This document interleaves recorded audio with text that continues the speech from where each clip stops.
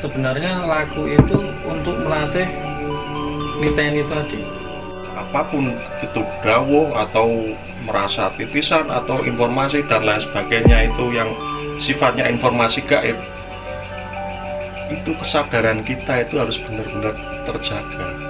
Nah, itu yang penting. Itu yang penting itu. Jadi bagaimana mengenali bahwa itu adalah intuisi, dawuh atau insting atau cuman undangan palsu itu ya. Nah, Spiritual itu pasti akan diajari untuk meredam diri. Trik yang digunakan untuk brainwash, untuk memutus nalar, itu adalah pengetahuan. Jadi ketika pengetahuan itu dipangkas, itu akhirnya nalarnya tidak jalan karena pengetahuannya dipangkas.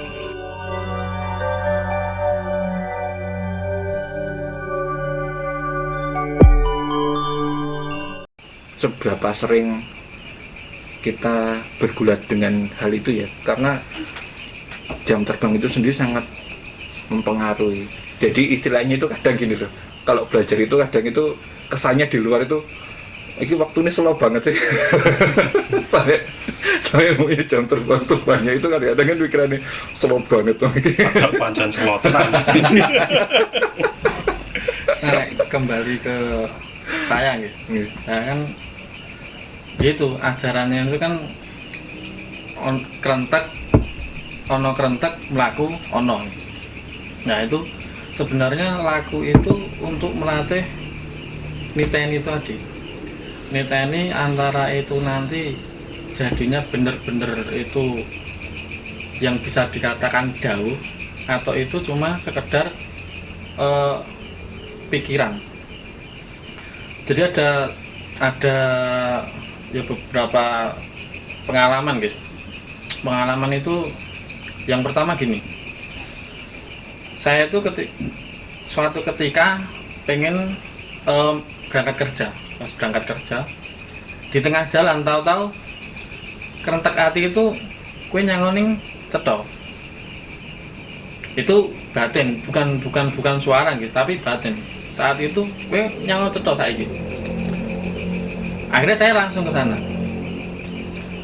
Nah, langsung ke sana ya sebenarnya nggak ngerti maksudnya ke sana itu kenapa gitu, untuk apa, terus tujuannya apa, itu nggak ngerti. Pokoknya cuma ke sana itu. Tapi itu bener-bener kalau yang setelah saya rasakan itu emang bener-bener kerentek. Bukan kepingin mau masa tadi niatnya itu berangkat kerja. Tahu-tahu di jalan langsung suruh ke sana. Nah, itu kalau buat saya itu masuknya dawuh. Terus ada lagi yang satu kejadian itu pas saya pulang main terus mau pulang, di tengah jalan itu ada orang geletak di pinggir jalan. Dalam hati kan kasihan, kok mesake menenek wong tiba ning kono. Posisi motor masih dasar ini. Tapi dalam itu ada kayak semacam, kalau itu bentuknya suara. Itu suara ngomong, wis langsung bablas saya. Ora ditolong. Kuwi wong nakal, bahasanya itu wong nakal. Sampai rumah cerita sama istri, terus ada tamune bapak itu datang ngobrol. Oh, ning kono ki enek jambret ternyata. Nah, itu jambret dimasak.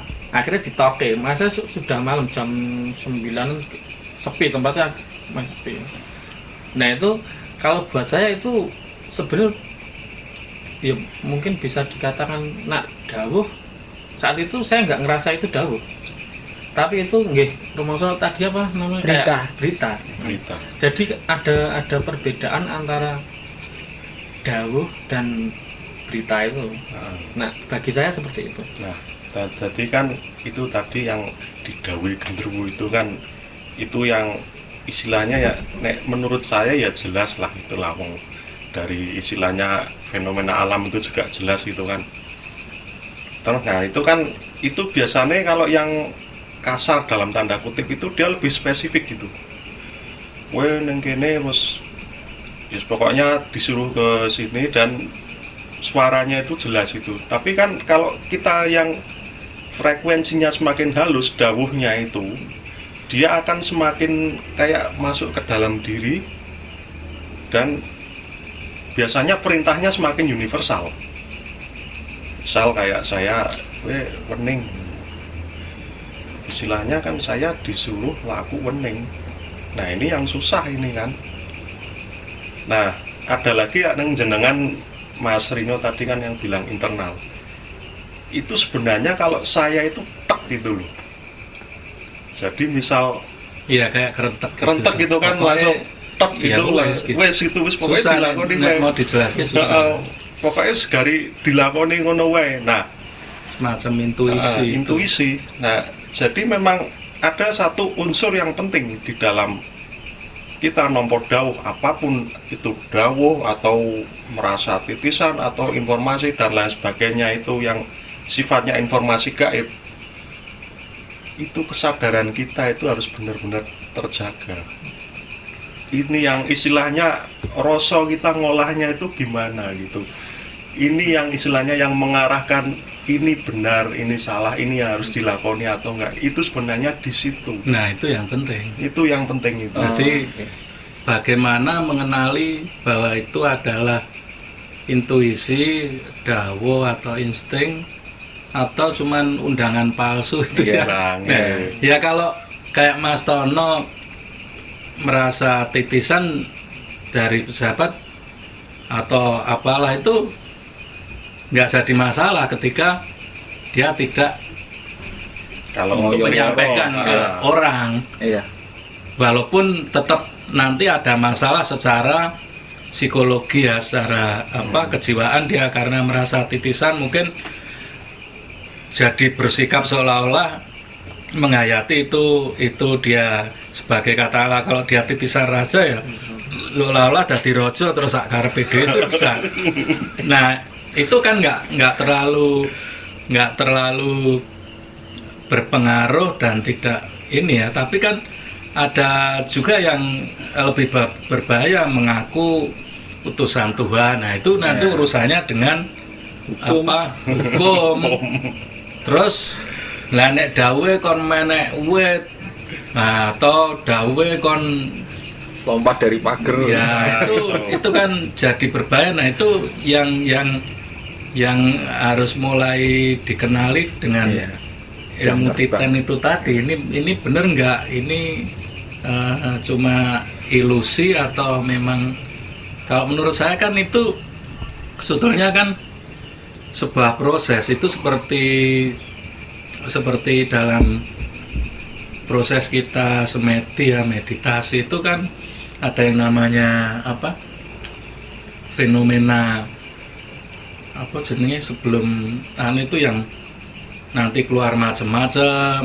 Itu kan kalau kita nggak kenal ya kayaknya wah ini ketok ini, tapi itu kan cuman ilusi sampai nanti suatu situasi kita sudah benar-benar ning. Nah itu yang merupakan rasa atau penglihatan yang benar-benar yang sejati. Jadi kan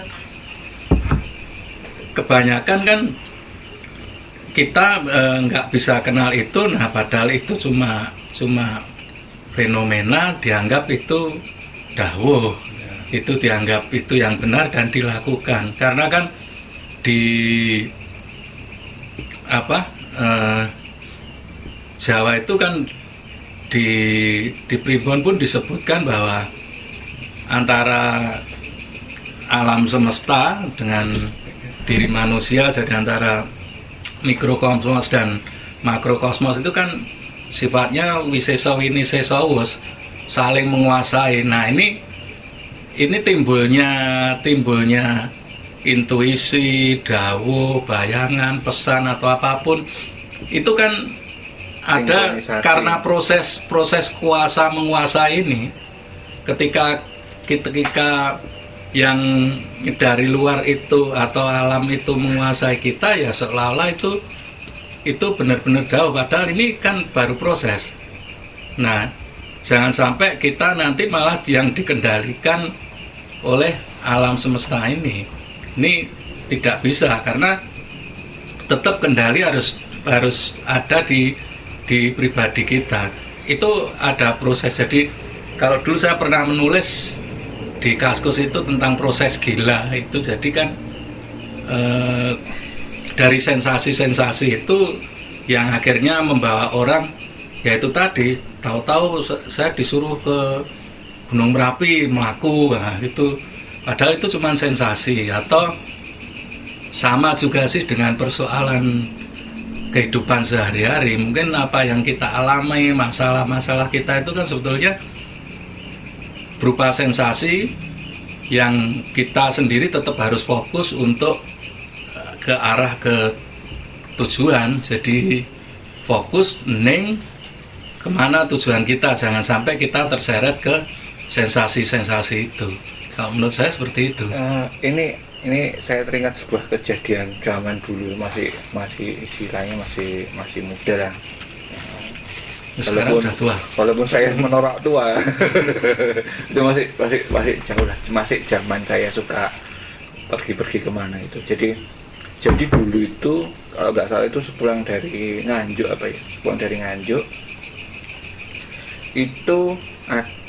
itu saya merasa bahwa saya disuruh berhenti dulu gitu kan. Ya, wong jenenge masih muda terus naik motor yang bisa cepat, bisa banter kan ya males, ngapain. Nah, karena saya menolak itu, entah kenapa itu saya tiba-tiba ngantuk banget sampai beliut gitu di jalanan. Nah, akhirnya saya berhenti di Jombang, mampir ke tempat teman saya. Begitu mampir, saya bilang saya mau tidur. Nah, saya tidur. 1,5 jam kemudian saya bangun. Terus saya bilang, aku tak berangkat dulu gitu. Teman saya kaget, loh kamu cuma memang tidur. Iya, ya udah, akhirnya saya pulang. Dan ternyata di jembatan setelah Jombang kalau nggak salah menuju ke Surabaya itu ada kecelakaan beruntun di situ. Kan dari awal itu saya pinginnya dari Nganjuk ke Surabaya saya kepingin cepat, nggak ada halangan gitu kan. Nah ternyata walaupun saya mendapatkan entah itu namanya wisik atau itu intuisi atau itu dawuh, saya kan menolak karena pemikiran saya nek saya mandek tambah suwi atau tekone kan gitu, maksudnya tambah lama. Tapi ternyata saya dipaksa dengan tiba-tiba kondisi saya ngantuk, akhirnya saya tidur, saya bangun. Ya waktu saya lewat itu cuman ada bekas-bekasnya, dan itu ketika saya sampai di situ itu jalannya barusan dibuka. Jadi ya saya lempeng aja gitu. Jadi yang harusnya itu terhambat karena macet kecelakaan beruntun itu saya tebus dengan tidur, kan enak tuh. Jadi gantinya itu tidur, nggak capek, tambah sehat. Tapi ternyata perjalanan saya lancar. Cuman dari kejadian itu saya kadang itu mencermati bahwa kadang bisikan atau dawuh itu sifatnya bukan untuk menghancurkan kita, tapi biasanya membuat kita jadi lebih baik atau membuat kita jadi tidak mendapatkan bahaya. Nah, dalam tanda kutip itu kadang kalau ketika saya mendengar banyak cita-cita teman-teman dan segala macam, itu kadang-kadang kan yang perlu digarisbawahi sebenarnya ketika sering mendapatkan hal itu harusnya yang dicatat dan dicermati itu adalah effort, hasil dari dawuh-dawuh itu sendiri. Itu menjadikan kita jadi lebih baik atau menjadikan lebih buruk. Itu yang pertama. Yang kedua baru diteliti, biasanya kalau yang lebih buruk itu gimana sih, biasanya kalau yang lebih baik itu gimana sih gitu. Jadi nanti itu akhirnya ketemu, akhirnya tuh kalau seringan gitu nanti akhirnya bisa metani, membedakan, oh dawuh yang seperti ini dengan cara begini biasanya perwujudannya model-model seperti ini, atau biasanya suaranya seperti ini, atau nada suaranya seperti ini biasanya membawa ke sini. Oh nek bentuk-bentuk seperti ini suaranya kayak ini atau apapun itu nanti mengarahnya ke sini. Nah setelah kita tahu itu dan kita mendapatkan itu terus, akhirnya kita bisa membedakan oh ini yang mana. Itu satu. Yang kedua, kadang hal-hal itu kembali lagi ke personal ya. Kalau saya kan kadang itu sifatnya gak masuk akal, saya eyel. Cuman itu kembali ke personal masing-masing. Maksudnya nggak semua orang juga punya karakter kayak gitu. Kadang itu ya kalau kasusnya di saya itu kadang-kadang saya tanya maksudnya ki opo gitu. Nek gak gitu, alah angel aku nek angel mau. itu memang kasuistik sih. Cuman biasanya sih umumnya ketika itu dawuhnya ke arah kebenaran, itu kadang jalannya kayak dibukakan. Jadi katakanlah kalau kita butuh biaya, tiba-tiba kita dapat biaya dari mana, atau kadang-kadang sifatnya bukan biaya, tapi tiba-tiba teman kita ngajak ngasih tumpangan kayak gitu. Jadi istilahnya memudahkan. Nah, yang jadi masalah lagi, kalau kita katakan sudah dimudahkan dan kita tidak melakukannya, kadang sok kena siku ini. Jadi kasarannya gini, wis tak kayak kari mangkat wae ndak mangkat. Kasarannya kayak gitu. Ya itu kalau yang intinya yang benar ya, yang sejati kan. Nah kalau seperti itu memang pengenalan dan jam terbang, dan kita nggak bisa artinya akan terkondisi ke situ kalau kita sudah terima yang benar itu. Jadi ya kayak ceritanya Kang Tono tadi, bahwa kita nggak sempat mikir ya pokoknya gitu. Nah cuman yang jadi masalah yang kan bagaimana kita mengenali, dan itu banyak sekali terjadi. Tahu-tahu orang rumah ada perintah iki ngebuki bapake. Dan itu kan, nah itu yang jadi bahaya, bagaimana kita mengenalinya kan. Kalau dawuh dari Rasul yang sejati itu pasti untuk kebaikan, dan kita akan terkondisi ke situ. Apapun penolakan kita itu nggak bisa, karena itu sudah kita cuma terima rekaman kok bakalnya jadinya gini kok. Jadi mau lewat belok mana-mana ya ya ke situ. Dan juga kita kan, kalau saya pribadi itu kan karena saya itu seringnya ketemunya sosok, ya itulah yang saya dapat itu. Saya seperti diajari, gue iki aja ndelok sosoke gue elek apa apik gitu. Nek rasamu klik ya aja lakonono gitu. Ini pernah itu saya dulu itu disuruh istilahnya sedekah, jumlahnya ya agak banyak menurut saya ngeyel kan. Wah aku ya saya butuh duit kok kon meneh iki akeh lho iki. Wis pokoke lakoni wae. Ya sambil ya rada ngrutu kan, yang tetap tak lakoni. Cuma dari situ saya 3 kali saya diselamatkan dari hampir kecelakaan gitu. Lalu saya mikir, wah ya berarti kan tenan ya Mbak. Padahal Mbak itu dalam tanda kutip wujudnya nggak begitu bagus gitu. Nah ini akhirnya kembali pada diri kita, rasa kita. Ini yang membedakan, ini yang istilahnya yang mengawasi istilahnya rasa atau kesadaran kita tenan gitu. Dan ini yang memutuskan ini yang harus dijalani atau yang tidak, ini ukurannya di rasa itu. Mungkin Mbak Sulis namanya. Iya, Mbak Sulis kita ngantuk mungkin. Enggak. Ya saya rembukan gayeng dan sambung menyambung, jadi kan kita nyambung. Cuman saling menyambung dan melengkapi itu lebih baik. Akhirnya lagi nompo dawuh. Ayo. Jadi memang yang bisa menerima dawuh itu memang pada tahap-tahap khusus, yang memang biasanya orang itu pada tahap spiritual biasanya itu ya.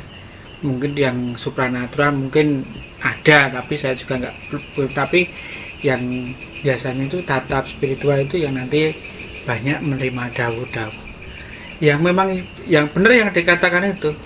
Kita harus niteni dawuh-dawuh itu menuju ke kebaikan atau malah justru merugikan orang banyak. Seperti tadi dikatakan Mas Agung tadi, ngebuki bapak nih tomaten nih anaknya, itu kan salah. sebenarnya itu bisikan dari siapa, dawuh dari siapa. Ya, undangan palsu itu. Ya, itu yang menjadi konsen kita. Jadi kalau nggak ada orang yang menjadi panutan, atau dalam istilahnya tanda kutip itu guru yang ngandani, kita harus melalui rasa yang semacam itu. Rasa kita harus benar-benar untuk menimbang, karena ini adalah timbangan super rasa yang benar, dan itu kita benar dan salah itu kita ditimbang di sini. Walaupun dalam masing-masing person itu wujud dawuh itu bisa bermacam-macam lewatnya, seperti masalah melalui sosok. Kalau di Mas Hada bisa melalui kerentek dan rasanya itu menyambung, itu sah-sah saja. Dan memang itu suatu proses menuju spiritual yang lebih tinggi. Jadi pertama kali spiritual itu pasti akan diajari untuk meredam diri dari segala hawa nafsu ya. Kemudian yang kedua diajari untuk menep, atau istilahnya itu melihat getaran. Kita singgung yang kemarin episode yang lalu, itu kita diam untuk mendengar getaran orang lain itu untuk kita terima. Tahapnya seperti itu. Tapi tahap ketiga itu biasanya sudah jegalan. Kita sudah dapat itu, kemudian kita memahami itu, jadi kita merasa bisa. Itu jegalannya itu merasa bisa. Egonya timbul. Setelah merasa bisa, kemudian yang kalau lulus ini merasa bisa ini, jadi wah ini enggak, ini cuman dilewati. Setelah terlewati, tambah kemampuan lagi kan, kemudian dia merasa menjadi titisan.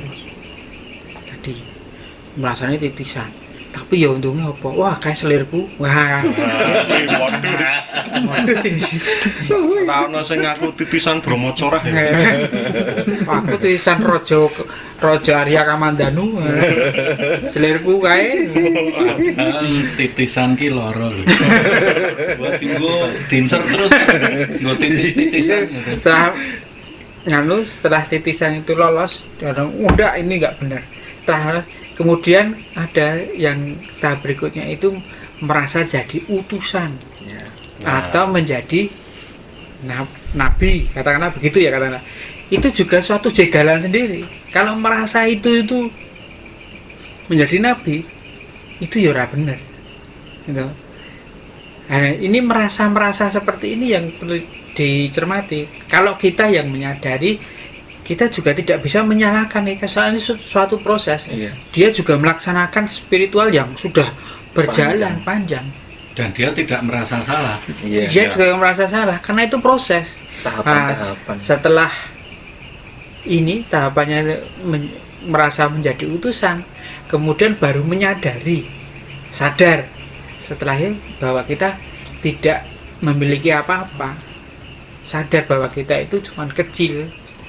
Gitu tahap berikutnya. Jadi setelah menyadari kecil, kemudian kita baru ke tahap sumonggo, artinya pasrah. Nah, kalau yang merasa begitu, yang terutama yang merasa titisan itu kan, itu kalau bagi saya belum tentu itu palsu. Itu kan info istilahnya ini gelondongan itu kan. Awake dhewe dari aplikasinya itu gimana? Oke, kalau saya merasa titisan Brawijaya umpamane. Nah, terus aku njur arep ngopo setelah itu? Ya itu yang ya, tadi yang dikatakan timbangan kita.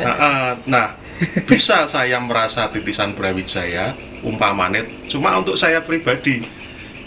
Dan kalau misalnya perilaku saya itu mungkin baik itu, ya saya akan mempelajari kearifan Brawijaya, lalu saya aplikasikan sehari-hari, tapi tanpa saya mengaku-ngaku ke orang lain.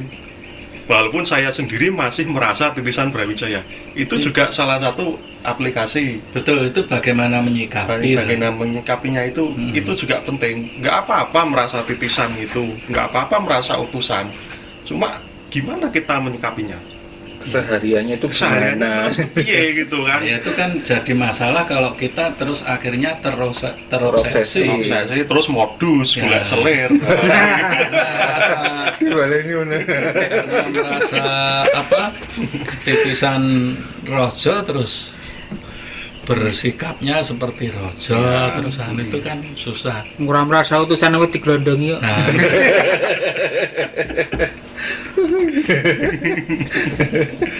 Gimana Mas Dada? Nah, cerita pengalaman guru saya nih, itu dulu pernah gini, pernah nolongin orang, maksudnya ngusadani orang yang sakit, dia mendapat gitu dawuh kayak mlebu ning sumur. Saat itu ya karena itu tadi, karena punya timbangan, akhirnya kan logikanya main. Loh iki wong loro kok kon nyemplung ning sumur, kan berarti ini nggak bener kan. Nah itu ternyata yang setelah di apa ya, namanya itu apa sih? Nah ini ditarik ulur gitu, tarik ulur. Jadi tidak Gawe timbang tadi, itu nah. jadi Itu ternyata yang dibutuhkan itu kan air gitu. Nah akhirnya cuma diambil ke airnya, diminum ke sembuh air. Jadi gitu tadi, terkadang dawuh itu nggak serta merta harus dilakukan apa adanya, kan repot gitu. Kayak tadi misalnya wis kon mateni wong tua. Nah misalnya itu secara apa ya namanya, membabi buta dalam artian kesadarannya belum terbangun, akhirnya kan bener-bener dipateni kan itu. Cuman kan di sisi lain misalnya ini dia berkesadarannya itu sudah berdiri, kesadarannya sudah berdiri, mungkin dia itu bisa mengartikan hal lain. Kayak contohnya tadi misalnya suruh nyemplung ning sumur, ora kok wonge kok nyemplung ning sumur tapi kon njebuk banyune sumur kan. Itu sing tambahan sedikit. ya intinya kan bagaimanapun juga bimbingan itu sangat penting untuk tataran-tataran seperti itu, karena kan saya tidak ingin masalah benar atau salahnya tentang orang itu belajar dengan guru atau tidak, tetapi pentingnya bimbingan seorang guru itu untuk mengarahkan itu, walaupun orang bisa saja belajar sendiri.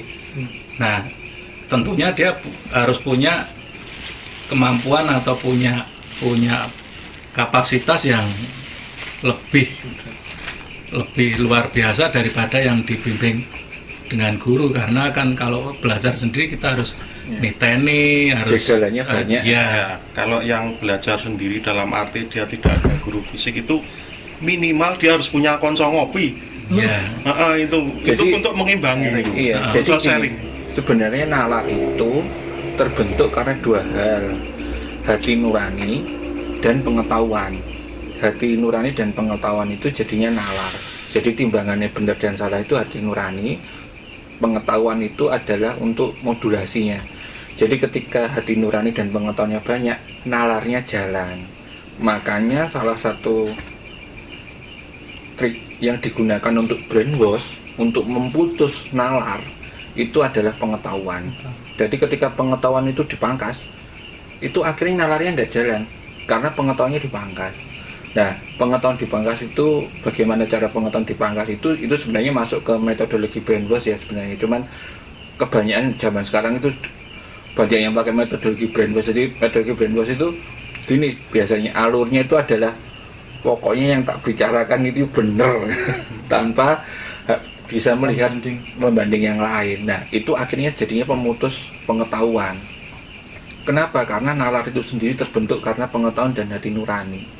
Nah, kalau pengetahuan dan hati nurani itu ada dan itu kuat, sinkronisasi dari gelombang baik yang dari luar ataupun dari dalam itu yang jadi kalau Mas Agung tadi bicara tentang Winiseso nah itu kan istilahnya kalau dalam bahasa baru kan sinkronisasi. Ketika sinkronisasi itu kan nanti kan masuk istilahnya signal-signal dari tempat lain dan istilahnya entah itu jadinya gambaran, entah itu jadinya berita, entah itu jadinya fisik atau dawuh, itu nanti ada timbangannya. Nah, timbangannya itu si nalar itu sendiri. Nah, bayangkan ketika nalar itu tidak ada dan itu terjadi sinkronisasi, ayam mumet. Mau minum kopi aja bingung. Kayaknya saya nggak boleh minum kopi ini. Soalnya sini udah rancu dulu. Tanpa ada pengenalan yang istilahnya tidak ada timbangannya tadi. Tapi banyak yang berisiko gitu ketika orang itu belajar sendiri, karena sebetulnya kan belajar tanpa guru itu juga bukan berarti belajar sendiri ya.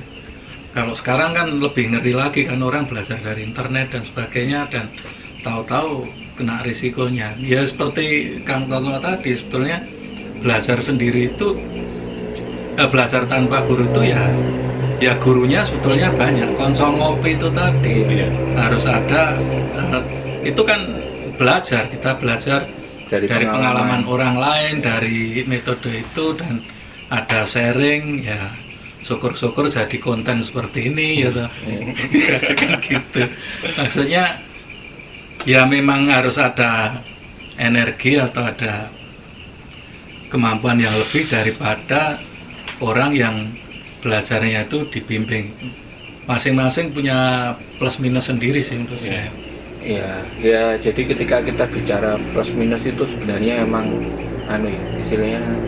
istilahnya itu sendiri kadang per orang itu membawa getarannya sendiri-sendiri. Jadi membawa istilahnya kalau ngomong hoki itu setiap orang itu hokinya sendiri-sendiri.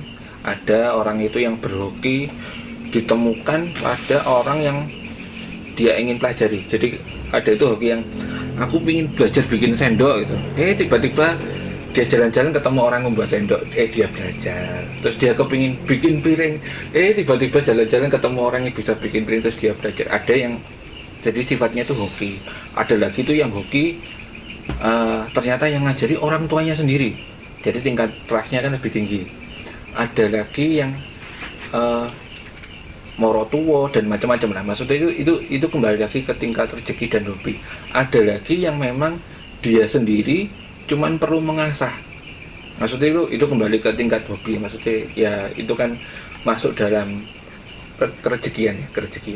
Jadi ya memang saran saya untuk istilahnya bagi penggiat spiritual itu ngobrol diskusi ini itu banyak menambah wawasan. Tapi ya maksudnya harus punya timbangan dulu. Maksudnya belum tentu pengalaman orang lain itu bisa kita terapkan ke diri kita secara letterless. Jadi ya tapi setidaknya kita mendapatkan cerita-cerita baru sebagai bahan pertimbangan dari kira-kira kayak gini, gitu. Jadi ya wawasan itu sendiri bisa luas kan kalau kita mencari. Jadi kalau kita sendiri tidak mau mencari wawasan secara luas ya akhirnya kayak pakai kacamata kuda. Kalau nggak sama dengan kita anggap salah ya itu kan jadi masalah. Ya berarti kan kalau dirunut dari depan sampai sekarang itu berarti seberapapun tingkat spiritual kita yang saya omongkan tadi ya, dari awal sampai akhir, tapi yang memegang peran adalah timbangan yang kita betul. Timbangan itu yang untuk menakar jalan tahap-tahap berikutnya untuk menjadi lebih baik, untuk menimbang hal baik dan buruk itu kita perlu timbangan. Dan untuk memperkaya timbangan itu, anak timbangan seberapa kecilnya, seberapa itu kita butuh masukan dari orang lain dengan cara diskusi. Nah, jadi saya kan oke lah, memang pernah istilahnya nombor dawuh iki dawuh kuwi, merasa ini merasa itu. Cuma yang paling penting itu kita harus tetap selalu belajar. belajar terus sampai kapanpun, baik itu membaca referensi itu ya secukupnya. Nek kokean malah mulek-mulek ning pikiran malah mbuh kuwi. Dan belajar mengolah rasa itu kita asah terus setiap hari gitu kan, semakin halus semakin tajam. Ya tujuannya itu untuk menimbang, seperti Mbak Sulis bilang, katakan iki sing perlu kudu tak lakoni, iki sing ora. Jadi rasa itu perlu diolah gitu supaya kita semakin tajam gitu kan. Dan itu yang terpenting, itu kita harus selalu belajar dan kita ya sharing-sharing gitu kan sebagai penyeimbang ben ora rumangsa ampuh-ampuh dhewe gitu loh. Iya. Anu, Nah, maksudnya itu betul. Jadi kalau Kang Tono tadi benar, kalau belajar mandiri atau otodidak itu berbeda kan. Makanya kan Iya. pedomannya tadi benar, bahwa cari referensi terus sambil mengolah diri sendiri itu kan. Kalau yang sudah ada yang ngajari itu kan sudah ada metode baku. Jadi dalam tataran dia belajar begini, pengetahuannya dikasih ini. Itu kalau lewat guru atau lewat entah dari satu organisasi atau entah itu dari sistem yang turun temurun, itu kan sudah ada sistem, ada metodenya. Ada Nah, silabusnya. Iya. itu antara gambarannya antara kemampuan dan pengetahuan itu seimbang. Nah, soalnya Nah, kalau belajar sendiri kan jarang orang yang bisa berpikiran begitu. Jadi kadang kemampuannya baru segini, sing Lompat. dipangan pengetahuannya segini. Ya kan bingung. Atau kemampuannya jane segini, pengetahuannya agak segini, itu kan ya nggak mendukung. Nah, saya setuju banget tadi kalau Kang Tono itu kalau belajar mandiri ya antara kemampuan dan pengetahuan untuk peningkatan kemampuan dan menambah pengetahuan itu harus seimbang. Kakean ya dadi gudik ya. Syaratnya itu gini, syarat yang paling dasar itu adalah luangkan waktu. Sebab tanpa diluangkan waktu ya nggak jadi. Luangkan waktu itu syarat dasar, itu luangkan waktu. Dan juga kalau kita niat mau berguru pada seorang itu, pastikan bahwa guru kita itu mumpuni dan bisa benar-benar mengawasi kita. Betul. Betul. Nah itu yang susah nyari yang Iya. kayak gitu. Bukannya saya sendiri nggak mau berguru, nggak, cuma belum ketemu gitu. Iya.